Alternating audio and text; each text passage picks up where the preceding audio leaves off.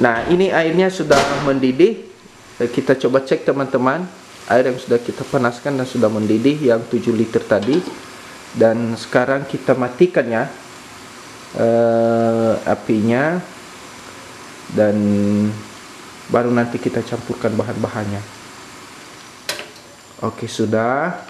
Sekarang kita akan buka, dan dalam keadaan mendidih teman-teman, kita akan campurkan. Nah, ini kita campurkan bahan pertama, pur soft. Ini ya, kita campurkan pur soft ini di dalam sampai hancur, dan kita aduk-aduk nanti. Ini sampai hancur. Nah, ini teman-teman. Nah, kita aduk sampai hancur. Nah, ini dia.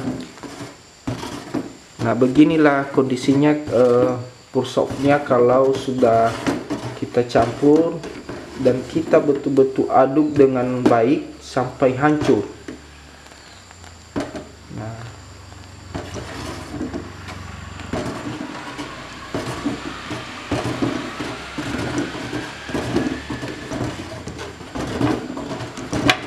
Nah, ini dia.